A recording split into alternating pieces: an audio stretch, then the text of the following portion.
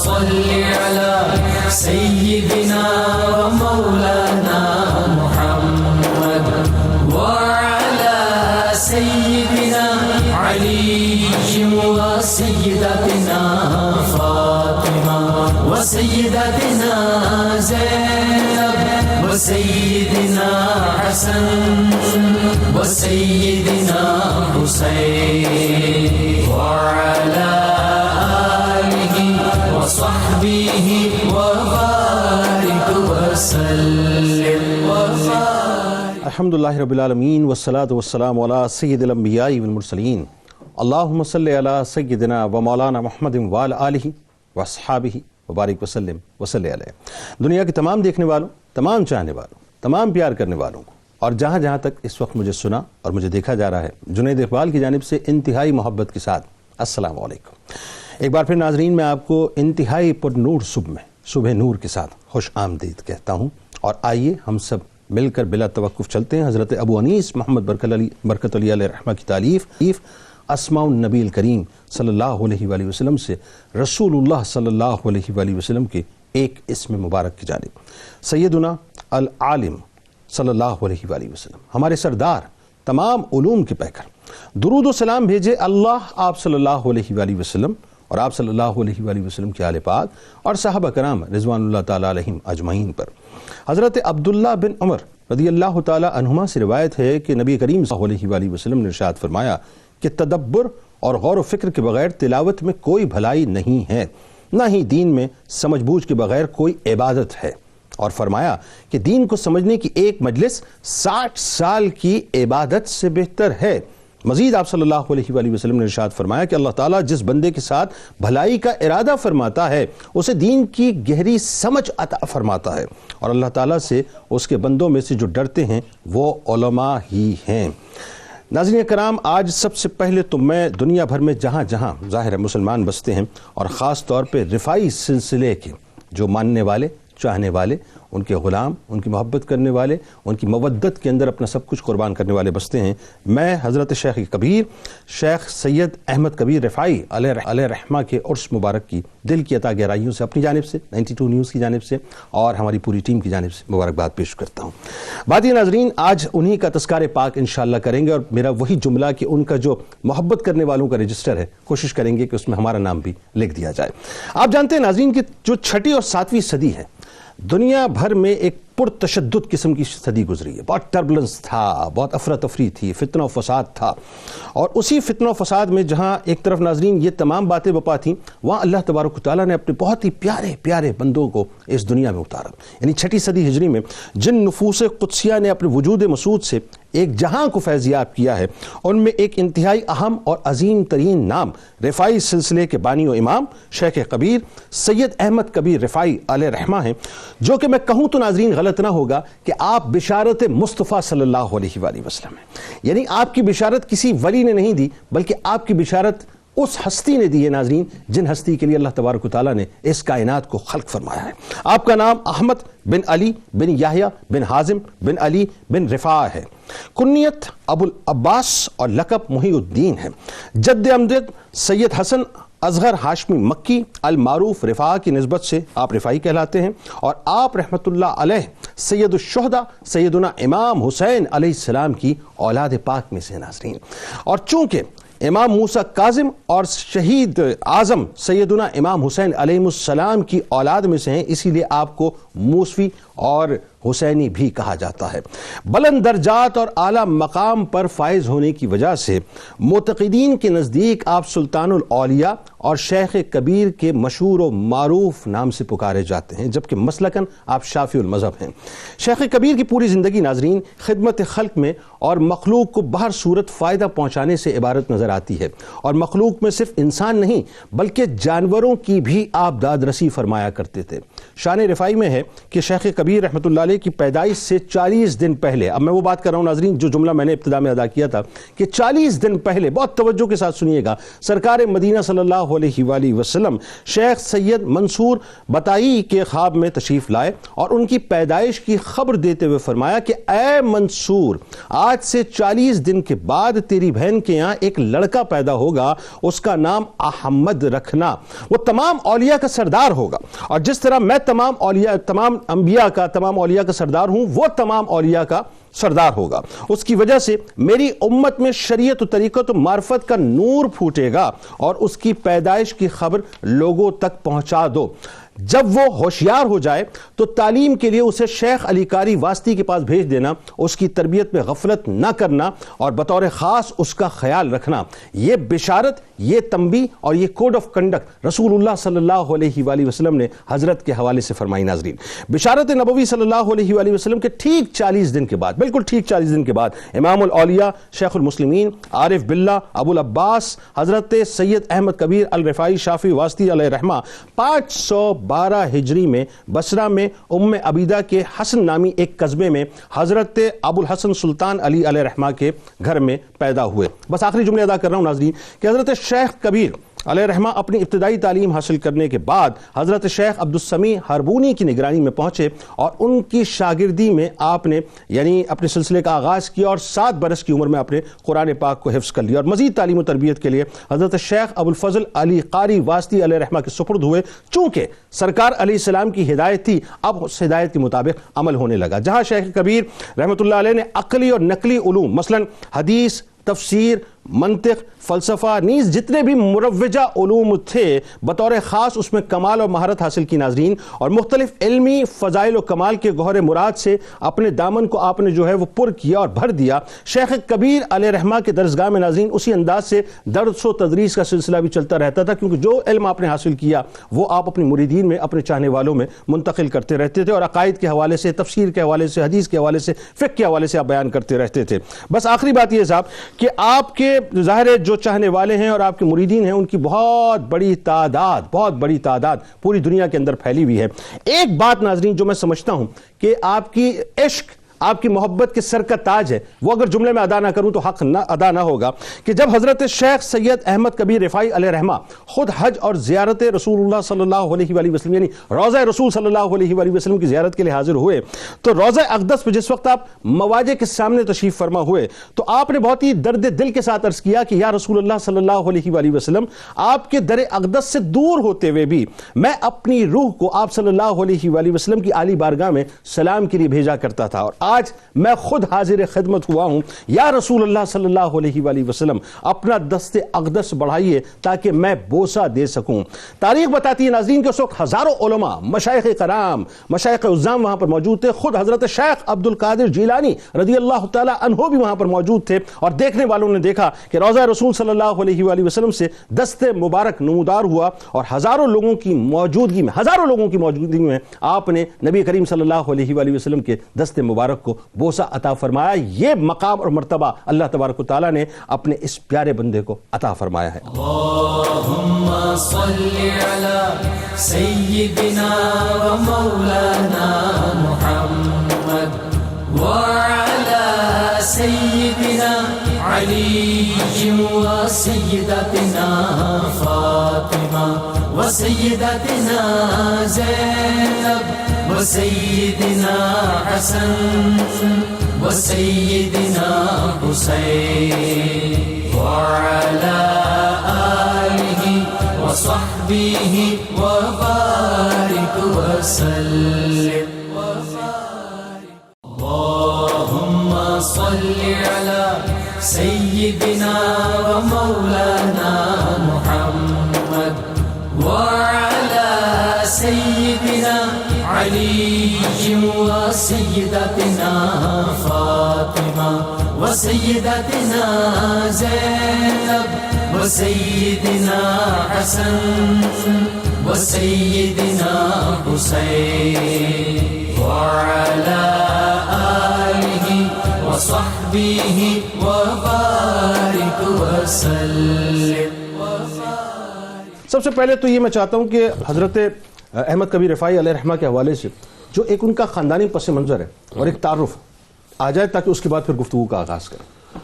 بسم اللہ الرحمن الرحیم. اللہم رب اشرح لی صدری ویسر لی امری واحلل عقدۃ من لسانی یفقهوا قولی واجعل لی وزیرا من اہلی لی خمسۃ اطفی بها حر الوباء الحاطمہ المصطفى والمرتضى وابناهما والفاطمہ.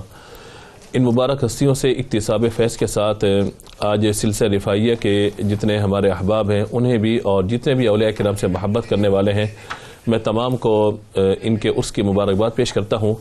اصل مسئلہ بات یہ ہے کہ تنزل الرحمہ عند ذکر الصالحین کہ جہاں پہ اللہ تبارک و تعالیٰ کے نیک بندوں کا ذکر ہوتا ہے وہاں اللہ تعالیٰ کی رحمتوں اور برکتوں کا نزول ہوتا ہے. تو ان رحمتوں اور برکتوں کے حصول کے لیے آج ہم شیخ کبیر سلطان اولیاء حضور حضرت شیخ محی الدین سید ابو العباس احمد کبیر رفاعی الشافعی الحسینی رحمۃ اللہ تعالی علیہ کا ذکر خیر کرنے کی سعادت حاصل کر رہے ہیں. آپ نے اپنی ابتدائی گفتگو میں جو سلسلہ نسب ہے اس حوالے سے آپ نے ذکر کیا کہ آپ کا سلسلہ نسب سید الشہداء امام حسین رضی اللہ تعالی عنہ سے جا کے ملتا ہے اور اپنے جد امجد رفاعہ کی نسبت سے آپ جو ہے وہ رفاعی کہلاتے ہیں اور اسی نسبت سے آپ سے تعلق رکھنے والے آپ کے مریدین آپ کے متعلقین آپ سے نسبت قائم رکھتے ہوئے رفاعی کے ساتھ اپنی نسبت کا اظہار کرتے ہیں. آپ کی ولادت مبارکہ 15 رجب 512 ہجری ہے اور وصال آپ کا 22 جمادی الاولیٰ 578 ہے. تو اس اعتبار سے آپ کی 66 سال عمر مبارکہ ہوئی ہے. تو ان 66 سالوں کو اگر آپ یہ دیکھیں گے کہ نبی مکرم علیہ الصلوۃ والسلام کا آپ کی ولادت سے قبل بشارت عطا فرمانا اور حضور اکرم صلی اللہ تعالی علیہ وآلہ وسلم کی عطا کردہ بشارت کی روشنی میں ہی تمام معاملات کی تکمیل ہونا اور خاص طور پہ حضرت منظور بطاحی رحمۃ اللہ تعالی علیہ کہ جو آپ کے ماموں جان ہیں انہوں نے جس انداز سے آپ کی کفالت آپ کی تربیت اور سارا معاملہ فرمایا اور پھر طریقت کے معاملات اور پھر اپنی خانقاہ ان کے حوالے کی اپنے بیٹے پہ فوقیت دیتے ہوئے تو یہ اس اعتبار سے بڑا حسین بہت حسین واقعہ ہے کہ کس اعتبار سے اللہ تبارک و تعالی نے آپ کو صلاحیتیں عطا فرمائی سعادتیں عطا فرمائی کہ آپ ابتدا ہی سے اللہ تبارک و تعالی کے محبوب کریم علیہ الصلوۃ والسلام کی چونکہ بشارت ہے بشارت مصطفیٰ ہے تو اس لیے آپ یہ دیکھیے کہ سارے معاملات ہمیں وہاں پر ہوتے ہوئے نظر آ رہے ہوتے ہیں. اس حوالے سے آپ یہ دیکھیے کہ آپ جب آپ کی ولادت ہوتی ہے تو 7 درویشوں کا ایک واقعہ بڑا مشہور آپ کے ساتھ ایک نسبت رکھتا ہے کہ آپ کے بچپن میں 7 درویش وہاں سے گزرے آپ کے قریب سے. جب ان کا گزر ہوا تو ایک درویش نے کہا کہ کلمہ طیبہ پڑھتے ہوئے لا الہ الا اللہ محمد رسول اللہ اور کہا کہ ایک بابرکت درخت کا ظہور ہو چکا. ایک بابرکت درخت کا ظہور ہو چکا.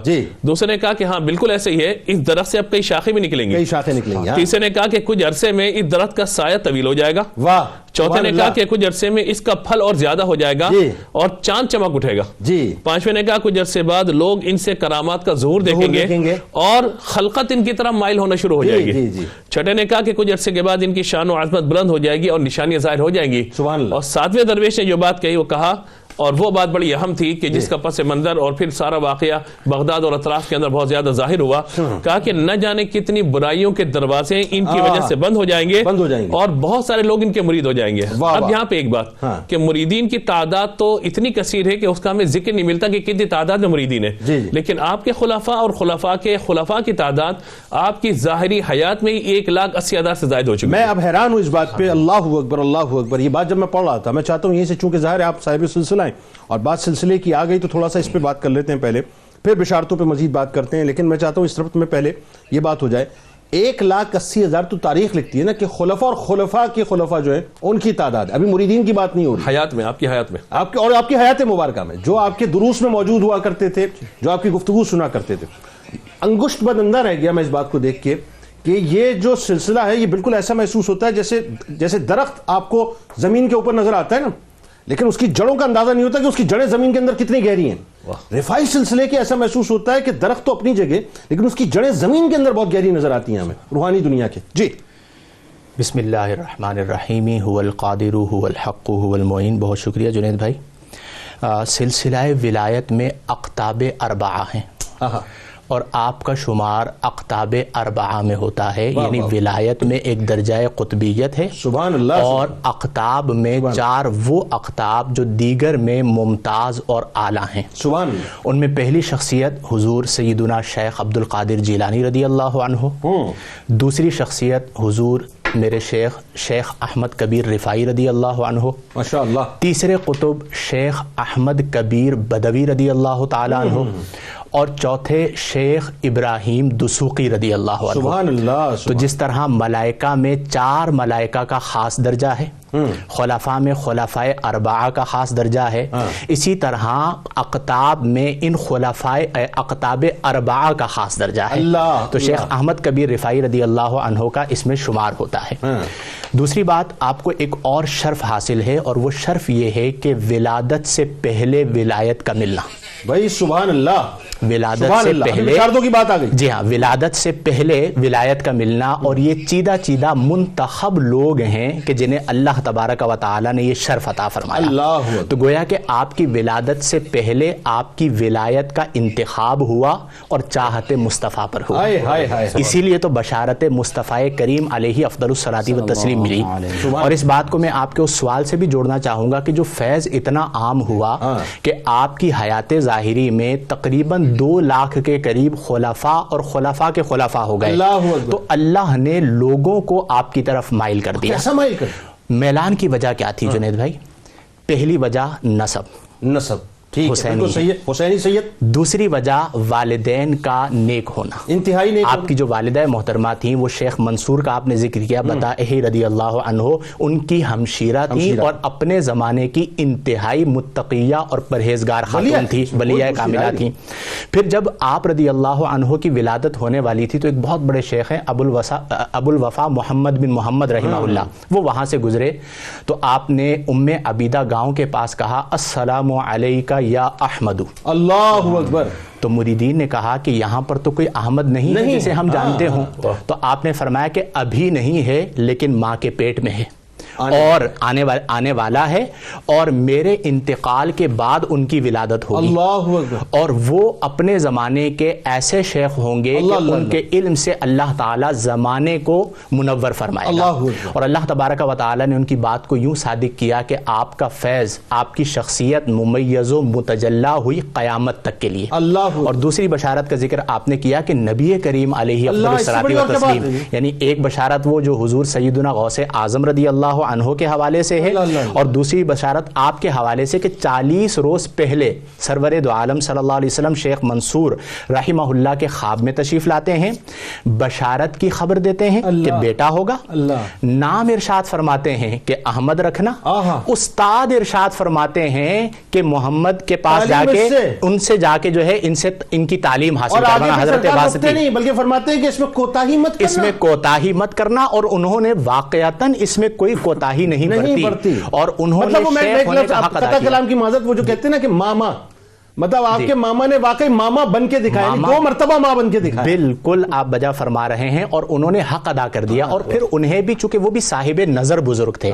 تو انہوں نے بھی غیب سے جو انہیں اشارے مل رہے تھے، حتیٰ کہ آپ دیکھیں خلافت، ایک موقع پر انہوں نے ذکر کیا کہ میری چاہت بھی یہ تھی کہ میں بیٹے کو دوں خلافت، لیکن مجھے غیب سے یہ حکم دیا جا رہا ہے کہ میں اپنے بھانجے کو نوازوں. اور پھر وہ واقعہ بھی کیا خوب ہے کہ دونوں کو بلایا اور کہا کہ جاؤ کھجور کے پتے توڑ کر لے کر. بتائیے کیسا واقعہ. اب جب پتے توڑنے کے لیے گئے تو آپ کا جو بیٹا تھا وہ پتے توڑ کر لے آیا، آپ خالی ہاتھ آ گئے. زوجہ نے کہا تھا کہ بیٹے کو خلافت دینی ہے، شیخ منصور کی زوجہ نے، ان کی چاہت یہ تھی کہ میرے بیٹے کو خلافت ملی، تو اب وہ پتے توڑ کے لے آیا. آپ نے کہا تم نے پتے کیوں نہیں توڑے؟ کہا میں پتے کیسے توڑتا، جس پتے کے پاس جاتا وہ اللہ کا ذکر کر رہا ہوتا. تو جب اس چھوٹی عمر کے اندر آپ کی نظر کا عالم یہ ہے جسے ہم کہتے ہیں نا نظر کی تاثیر. میں اکثر ایک بات کہتا ہوں کہ آپ کا قصبہ ام عبیدہ حسن نامی تھا، آپ جسمن وہاں ہوا کرتے تھے، روحن دربار غوثیت میں ہوا کرتے تھے. اور اس پر بھی بہت سارے واقعات موجود ہیں. بلکہ میں تو بلکہ اس کو تھوڑا سا دربار غوثیت، بالکل آپ نے صحیح فرمایا. میں تو اس سے آگے کی بات عرض کروں، کیونکہ جو جملے آپ نے جا کر سرکار مدینہ صلی اللہ علیہ وآلہ وسلم کی بارگاہ اقدس میں عرض کیے، مفتی صاحب ذرا مقام اور مرتبہ ہم اس کا تعین کیا کر سکتے ہیں؟ انتہائی غلیظ لوگ ہیں، گندی زبانیں، کہ جو جا کر سرکار کی بارگاہ میں یہ عرض کریں کہ یا رسول اللہ آپ سے دور تھا لیکن میری روح آپ کی بارگاہ میں رہتی تھی. یہ جملے کوئی عام جملے نہیں ہیں.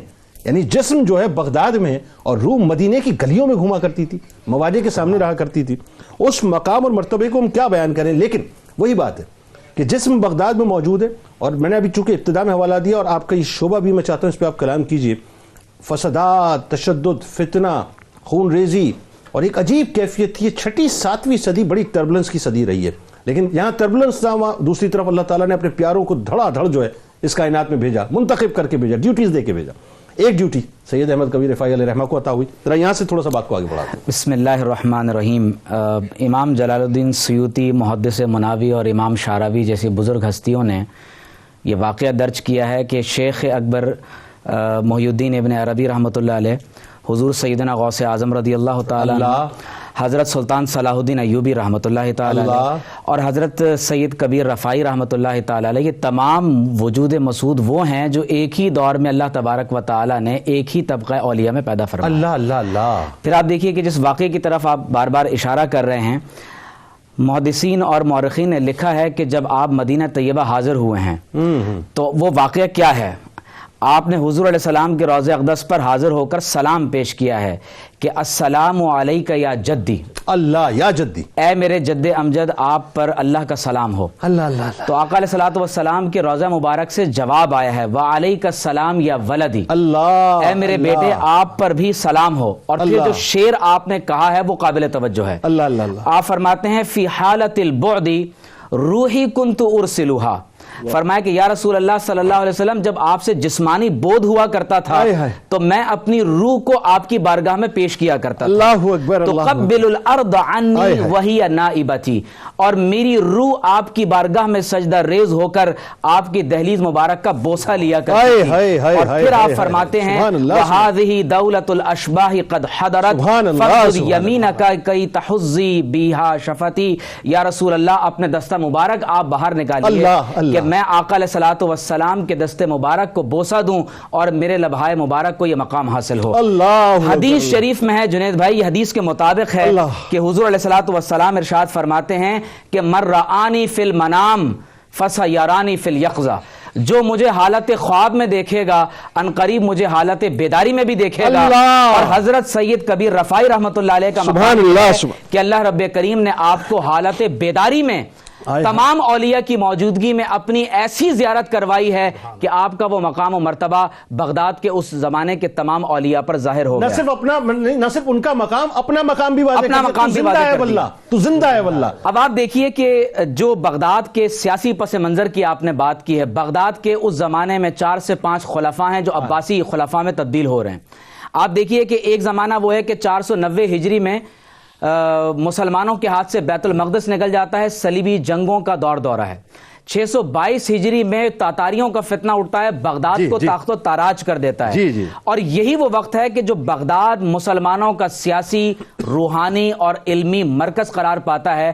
اور ایسے وقت میں حضور غوث اعظم بھی بغداد میں ہیں, حضرت سید کبیر رفاعی بھی بغداد کے اندر ہیں, اور سلطان صلاح الدین ایوبی کی جو فتح ہوئی ہے بیت المقدس کی جو فتح ہوئی ہے, اگر آپ تاریخی طور پر پڑھ کر دیکھیں ہاکذا ظہر جیل صلاح الدین, تو تاریخ ہمیں یہ بتاتی ہے کہ حضور غوث اعظم, سید کبیر رفاعی اور ان تمام اکابر اولیاء نے سلطان صلاح الدین ایوبی کی فوج کو تیار کرنے میں بڑا کردار ادا کیا ہے. بلکہ وہ اپنا, مجھے یاد آ گیا کہ قدامہ رحمت اللہ علیہ جو تھے وہ بنیادی طور پہ چیف کمانڈنگ آفیسر جو بنے تھے, وہ آخری سال شیخ عبد القادر جیلانی رضی اللہ تعالیٰ عنہ کا خدمت کا اس کو جو ہے ان کو حاصل ہوا تھا, اور وہ چیف کمانڈنگ آفیسر بنے. اور امام غزالی علیہ رحمہ کی بھی جو اس میں جماعت کی ساتھ ساتھ. اب آپ دیکھیے کہ امام غزالی ایک طرف مسلمانوں کے فکری اور نظریاتی محاذ کو سنبھالے ہوئے ہیں, اور ان اولیاء نے خاص طور پر لوگوں کے زنگ آلود قلب و نظر کو جلا عطا فرمائی. اب آپ دیکھیے کہ شیخ خود فرماتے ہیں کہ میرا طریقہ کیا ہے. فرماتے ہیں کہ طریقی دین بلا بدعت, فرماتے ہیں میرا طریقہ یہ ہے کہ میں دین پر کاربند ہوں, بدعت کا کوئی اس میں دخل نہیں. فرماتے ہیں وَعَمَلٌ بِلَا كَسْلٍ, عمل ہے سستی اور کاہلی نہیں ہے. وَنِيَّةٌ بِلَا فَسَادٍ, درستگی نیت ہے اس میں فساد نہیں ہے. وَصِدْقٌ بِلَا كِذْبٍ, سچائی ہے جھوٹ نہیں ہے. وَحَالٌ بِلَا رِيَاءٍ, ہمارا حال ایسا ہے کہ اس میں کوئی ریا نہیں ہے. فرماتے ہیں کہ اتبع ولا تبتدع, فرمایا کہ محمد الرسول اللہ کی اتباع اور اطاعت کرو, بدعت پیدا نہ کرو. فَإِنِ اتبعت بلغت النجات، اگر تم نے حضور کی اتباع کری تو نجات کو پا جاؤ گے، وصرت من اہل السلامہ، اور تم ان لوگوں میں سے ہوگے جن کو اللہ تعالیٰ سلامتی عطا فرماتا ہے، اور پھر فرماتے ہیں کہ اگر تم نے بدعت کے رستے کو اختیار کیا تو تم ہلاک ہو جاؤ گے۔ صرف ایک بات میں آپ کے کیونکہ آپ نے کہا کہ بغداد کا جو اس زمانے کا دور ہے، صرف ایک بات میں عرض کروں کہ جنید بھائی ہمارے ہاں جتنے بھی اکابر اولیاء ہیں، بالخصوص بغداد میں اسی عہد کے اعتبار سے میں بات کر رہا ہوں کہ ایک وقت میں مسند افتاء اور ارشاد کو بھی رونق بخش رہے ہیں، اور دوسری طرف اپنی خانقاہ میں بیٹھ کر آپ حقیقت اور طریقت کی بھی تعلیم دے رہے ہیں۔ اسی لیے آپ کو ابو العلمین کہا جاتا ہے کہ وہ شخص جس کی ذات میں ظاہر اور باطن دونوں جمع ہو گئے۔ لوگ صرف شیخ طریقت ہوتے ہیں، یہ شیخ طرائق ہیں کہ تمام طرائق آپ کے وجود میں جمع۔ کمال کر دیا آپ نے۔ اللهم صل على سيدنا ومولانا محمد وعلى سيدنا علي وسيدتنا فاطمة وسيدتنا زينب وسيدنا حسن وسيدنا حسين وعلى آله وصحبه وبارك وسلم اللهم صل على سيدنا ومولانا محمد وعلى سيدنا علي وسيدتنا فاطمة وسيدتنا زينب وسيدنا حسن وسيدنا حسين وعلى آله وصحبه وبارك وسلم۔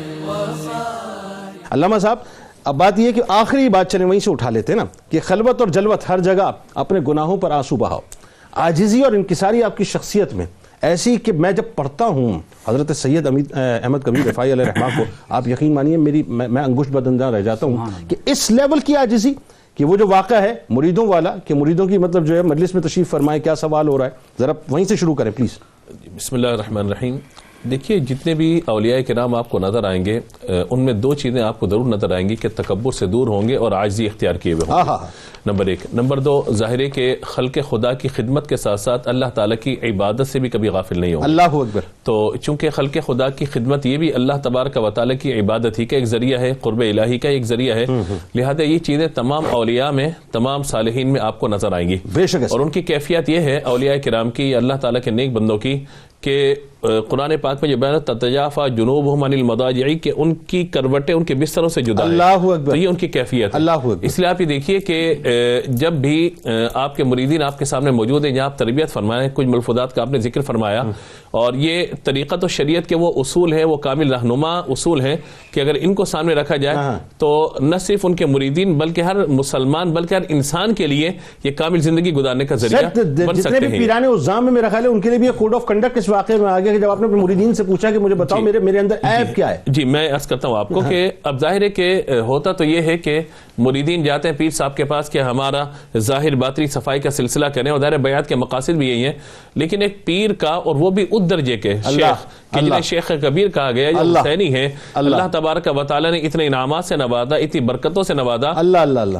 اب وہ کہہ رہے ہیں کہ مجھے میرا عیب بتاؤ۔ اللہ اب کس کی مجال ہے مرید کی؟ آج تو مطلب وہ کس نے ایک جملہ کہا تھا کہ غریب آدمی کے لیے وزیر سے ملنا بھی مشکل ہے اور پیر سے ملنا بھی مشکل ہے۔ اللہ تو یہ کیفیت اس وقت ہماری ہے، دل کا زخم بھی گہرا ہے اور پیر پہ پہرا ہے۔ کاؤنسلر سے ملنا مشکل ہو جاتا ہے۔ یہ حالات ہیں ہمارے یہاں کہ غریب آدمی، اب وہ مریدین سارے موجود ہیں وہاں پہ، اور حضرت فرما رہے ہیں کہ ذرا تم یہ بتاؤ مجھ میں کوئی عیب ہے؟ تو ایک نے جسارت کی، ہاتھ کہا کہ حضور میں کہنا چاہتا ہوں کچھ، کہا کہ ذرا بتائیے، اور یہ وہ نہیں تھا کہ مطلب اگر وہ آپ کو آپ کا کوئی عیب بتا دے آپ اسے بیعت سے خارج کر دیں، بلکہ کہا کہ مجھے عیب بتاؤ، کہا کہ حضور آپ کا عیب یہ ہے کہ آپ نے ہم جیسے نکموں کو اپنی بارگاہ میں رکھا ہوا ہے، ہم جیسے گناہگاروں کو آپ نبھا رہے ہیں، یہ بڑا عیب ہے۔ تو آپ رونے لگے، عاجزی انکساری کیفیت کہ اللہ تبارک و تعالیٰ کا شکر ہے کہ اللہ نے مجھے اس کام پہ لگایا ہے اور میں تمہارے لیے تمہارے ساتھ ہوں۔ پھر آپ نے یہ کہا کہ میں تو ایک عام سا بندہ ہوں، میں تو ایک عام سا فرد ہوں، تم سے کمتر ہوں، تمہارا خادم۔ اور پھر یہ جو آپ نے بھی اقوال ذکر کیے کہ مومنین کے حوالے سے کہ بندہ جو ہے وہ مخلوق کو اپنے ترازو میں مت تولو بلکہ اپنے آپ کو مومنین کے ترازو میں تولو. یہ کتنی عالیشان بات ہے کہ خلق خدا کا معاملہ. اور پھر جو ابھی قبلہ مفتی صاحب نے ذکر فرمایا کہ جب وہ خلافت دینے کا معاملہ ہے تو درخت کے پتوں کے حوالے سے کہا کہ نہیں میں تو نہیں توڑ سکتا کیونکہ سب اللہ تعالیٰ کے ذکر میں مصروف ہے. کیا خوف خدا ہے, کیا خوف خدا اور اللہ تبارک و تعالیٰ کی معرفت کہ ہر مخلوق اللہ تبارک من شیء الا یسبح بحمدہ کہ اللہ تبارک و تعالیٰ کی تسبیح ہر شے ذکر کر رہی ہے. یہاں پہ ایک بات جو خاص طور پہ آپ کی عبادات کے حوالے سے آپ نے ذکر کیا, عاجزی کی بات ہوئی, عبادت کے حوالے سے یہ ہے کہ آپ کی عادت تھی روزانہ 400 رکعت نوافل ادا کیا کرتے تھے جن میں 1000 مرتبہ سورہ اخلاص پڑھتے, نیز روزانہ 2000 مرتبہ استغفار بھی کیا کرتے. اللہ اکبر. یہ جو ساری باتیں ہیں سمجھنے کی ہیں ہمیں کہ آج ہمارے یہاں یہ ہوتا ہے کہ مریدین کو تلقین اور پیر صاحب عمل سے دور, اور پھر اگر بیعت کرنے سے پہلے کوئی بندہ نیکیاں کر رہا ہے تو بیعت ہونے کے بعد وہ سمجھتے ہیں کہ میں نے بیعت کر لی, سارا کام میرا مکمل ہو گیا, پیر صاحب نے مجھے جنت میں آ کے چھوڑ دینا ہے. تو اس تصور کی نفی یہاں پہ کی گئی ہے کہ اللہ تبارک و تعالیٰ کی عبادت اگر مرید کے لیے ضروری ہے تو پیر کے لیے اس سے زیادہ ضروری ہے. بالکل ٹھیک. اچھا مفتی صاحب اب ذرا چونکہ آپ رفاعی سلسلے سے تعلق رکھتے ہیں, ایک تو یہ کہ سلسلے کے بارے میں تھوڑا سا لوگوں کو بتائیے, کیونکہ میں جب ظاہر ایک طرف تو یہ بات آئی کہ دیکھیں نا مقام اور مرتبہ کیا اللہ نے عطا فرمایا کہ 2 لاکھ کے قریب خلفاء اور ان کے خلفاء آپ کے تھے, لیکن عاجزی کا عالم یہ کہ آپ مریدین سے پوچھ رہے ہیں کہ میرا کوئی عیب ہے تو مجھے بتاؤ. حد ہو گئی. یعنی آپ سوچئے کہ آج کوئی تصور نہیں کر سکتا, ہمیں تو 2 الفاظ آ جائیں تو ہم پتہ نہیں اپنے آپ کو ابن الوقت سمجھتے ہیں یا بقراط و سقراط سمجھتے ہیں. دوسری بات یہ کہ میں نے جب ایک واقعہ پڑھا نا وہ خارج زدہ کتے والا, آپ یقین مانیے میں اس وقت ایک واقعہ بیان کر رہا ہوں نا, میرا اللہ جانتا ہے, میرا اللہ شاہد ہے, میری اس وقت روح کہاں پر رہی ہے. یعنی جس گاؤں سے بستی سے خارج زدہ کتے کو نکال دیا جائے, آپ جا کر جنگل میں اس کی تیمارداری کریں, آپ جا کر اس کی مرم پٹی کریں, آپ جا کے اس کی جو ہے خدمت کریں, آپ اس کو کھانا کھلائیں یہاں تک کہ وہ صحت مند ہو جائے, اس کے بعد بھی ختم نہ کریں, اسے نہلائیں دھلائیں صاف ستھرا کر کے دوبارہ لے کے آئیں. یعنی کیا آپ کا مقام اور مرتبہ ہے؟ ذرا رفاعی سلسلے کے بارے میں بتائیے. میں تو یقین مانیے محبتوں میں ڈوبا ہوں اس سلسلے کی.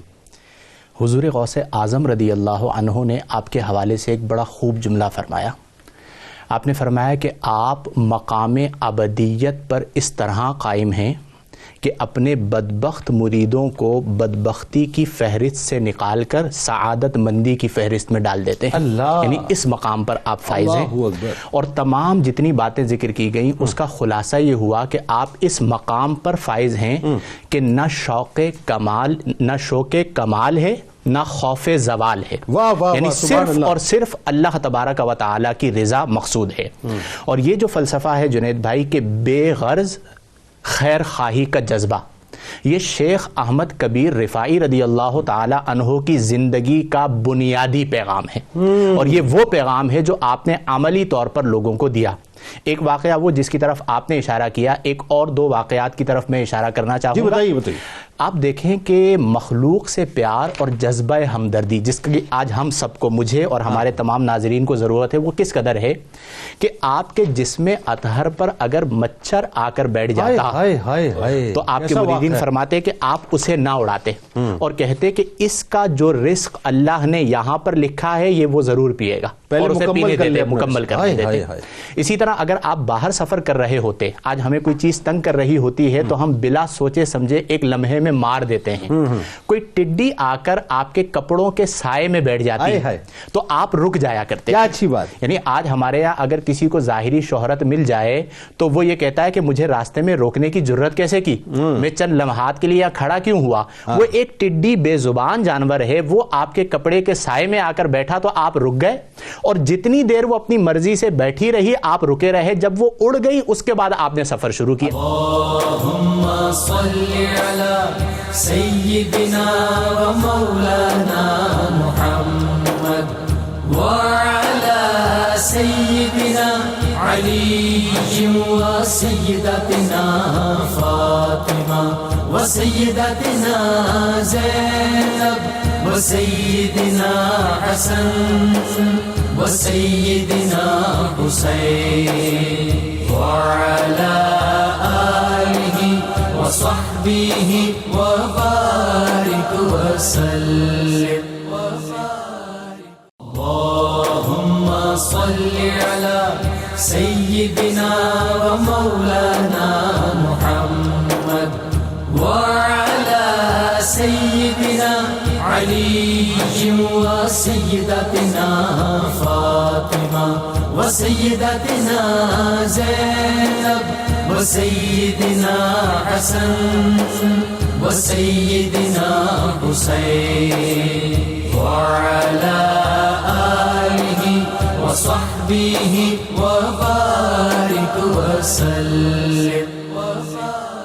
مفتی صاحب ابھی بتائیے، دیکھیں میں تو ابھی وہ اصل میں انہی باتوں میں کھویا ہوا تھا، اچانک وہ میرے سامنے جو ہے وہ سرکار غوث اعظم حضور شیخ عبد القادر جیلانی رضی اللہ تعالی عنہ کی وہ بات آ گئی کہ آپ نے ان کے بارے میں فرمایا کہ ان کا اخلاق سر تا پا شریعت اور قرآن و سنت کے عین مطابق ہے. یہ شیخ کبیر کے بارے میں آپ فرماتے ہیں کہ ان کا دل اللہ رب العزت کے ساتھ مشغول ہے، انہوں نے سب کچھ چھوڑ کر سب کچھ پا لیا. کیا خوبصورت جملہ ہے کہ سب کچھ چھوڑ کر سب کچھ پا لیا، جب رب مل گیا تو سب کچھ مل گیا. پھر ایک جگہ میں ایک اور بات پڑھ رہا تھا، وہ بڑی کمال بات ہے. حضرت سیدنا ابراہیم حوازنی رحمۃ اللہ علیہ فرماتے ہیں کہ میں نے یعنی جو میں سید احمد کبیر رفاعی علیہ رحمہ کی کیا تعریف کر سکتا ہوں کہ ان کے جسم کا ہر بال ایک آنکھ بن چکا ہے جس کے ذریعے وہ دائیں بائیں سبحان اللہ مشرق اور مغرب کی طرف جو ہے ہر سمت دیکھتے ہیں. یعنی اس کا مطلب یہ ہے کہ اللہ تبارک و تعالیٰ نے اپنی یوں کہ یہ کہ اپنا صفت سے ہے نا اور اپنے کمال سے جو ان کو وہ عطا کر دیا کہ بس آپ سبھی کچھ جو ہے وہ دیکھ رہے تھے پوری دنیا کے اندر. کیا فرمائیں گے ان کی تعلیمات کے بارے میں؟ جنید بھائی جب آپ درس دیا کرتے تھے تو تاریخ کی کتابوں میں لکھا ہے کہ بیک وقت 1,00,000 علماء مشائخ اکابر اہل علم اور عوام و خواص تشریف فرما ہوا کرتے تھے ماشاءاللہ. اور ایک دفعہ تو ایسا واقعہ ہوا کہ بیک وقت ایک ہی نشست میں 200 اہل علم نے تفسیر، اصول تفسیر، حدیث، اصول حدیث، فقہ، اصول فقہ، لغت، علم البدی، معانی اور بیان اور حقیقت اور طریقت سے متعلق 200 سوالات کیے اور ایک ہی نشست میں آپ نے تمام سوالات کے جوابات دیے. اللہ اکبر اللہ تو کسی نے کہا کہ یہ آپ لوگ کیا کرتے ہیں کہ ان کو ہر وقت حضرت کو آپ نے واضح و نصیحت میں مصروف کر رکھا ہے. تو آپ نے جواب میں فرمایا کہ یا ابا زکریا، فرمایا کہ ان کو چھوڑ دو، مجھ سے سوال کرنے دو، قبل ان یفقدونی، قبل اس کے کہ یہ مجھے دوبارہ نہ پا سکیں. فرمایا کہ دنیا تو زائل ہونے والی ہے. جب آپ نے ارشاد فرمایا تو کہا جاتا ہے کہ آپ کی مجلس میں جو لوگ بیٹھے ہوئے تو ان پر ایک ایسی کیفیت طاری ہوئی کہ بہت سے لوگ اللہ تبارک و تعالیٰ کی طرف رجوع کرنے والے بن گئے.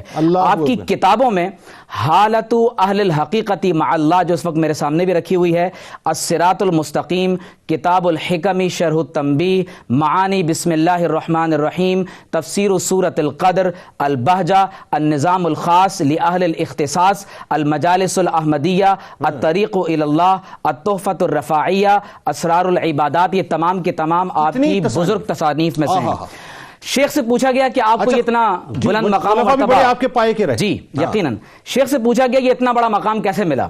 تو آپ کی زبانی فرماتے ہیں کہ سلکت کل الطرق الموصلہ، فرماتے ہیں میں نے سارے طریقوں کو آزما کر دیکھ لیا. فرماتے ہیں کہ فما رأیت اقرب ولا اسهل ولا اسلا، فرماتے ہیں کہ اس سے زیادہ اللہ کی بارگاہ میں پہنچنے کا قریب ترین ذریعہ مجھے نظر نہیں آیا کہ میں مخلوق سے محبت کروں، مخلوق کی خدمت کروں اور عاجزی اور انکساری کروں. آپ دیکھیے کہ شیخ کی تعلیمات کی بات ہو رہی ہے، آپ نابینا لوگوں کی چپلیں، جنید بھائی، اللہ پیروں کی جوتیاں مریدین رکھتے ہیں، شیخ نابینا افراد کی جوتیاں ان کے آگے رکھا کرتے ہیں. اللہ اکبر. یعنی ختم ہو گئی نا بات، یعنی یہاں عاجزی ان کے ساری فنا، یعنی فنا ہو گئی ایک آدمی میں، ختم ہو گئی. کیا لیول ہے مطلب عاجزی. اور پھر آپ اندازہ کیجئے کہ مجزومین کی آپ بات کر رہے تھے جن کو جزام کا مرض ہوتا ہے، کووڈ کے مریض کے پاس لوگ جانا پسند نہیں کرتے. لوگ رتفاؤ کی بات کرتے ہیں کہ جس نے جزام کے لیے پہلا ہاسپٹل بنایا. شیخ کبیر علیہ الرحمہ ان کا لباس بدلواتے ہیں، ان کے کپڑے دھوتے ہیں، انہیں غسل دلواتے ہیں. شیخ کی یہ کتاب میرے سامنے رکھی ہے، حالت اہل الحقیقہ مع اللہ. آپ ارشاد فرماتے ہیں اپنی حدیث، آپ کی جو سب سے امپورٹنٹ بات ہے وہ یہ ہے کہ آپ حضور علیہ السلام سے جب کوئی حدیث روایت کرتے ہیں نا جنید بھائی، تو آپ اپنے مشائخ سے روایت کرتے کرتے پھر کہتے ہیں کہ انہوں نے محمد رسول اللہ کو فرماتے ہوئے سنا صلی اللہ علیہ وسلم. کیا فرماتے ہوئے سنا؟ فرمایا کہ ذاق طعم الایمان، اس نے ایمان کے ذائقے کو چکھ لیا جو اللہ کے رب ہونے پر، اسلام کے دین ہونے پر اور محمد رسول اللہ کے نبی ہونے پر راضی ہو گیا. اور ایک خوبصورت حدیث جو آپ سے مروی ہے جس کو آپ نے اپنے اس باب میں رقم کیا کہ جہاں پر آپ فرماتے ہیں کہ حضور علیہ الصلوۃ والسلام کے اسم مبارک سے برکت کو حاصل کرو، تو آپ ارشاد فرماتے ہیں کہ من ولد لہو مولود، جس کے ہاں بیٹے کی ولادت ہوئی، فسماہ محمدن تبرکن بہ، اور حضور کے نام سے برکت لیتے ہوئے اس نے اپنے بیٹے کا نام محمد رکھا صلی اللہ علیہ وسلم، تو آپ فرماتے ہیں کہ میرے نبی نے فرمایا کانا ہوا و مولود لہو فی الجنہ، تو وہ اس کا باپ دونوں اللہ تبارک و تعالی جنت میں جمع فرما دے گا۔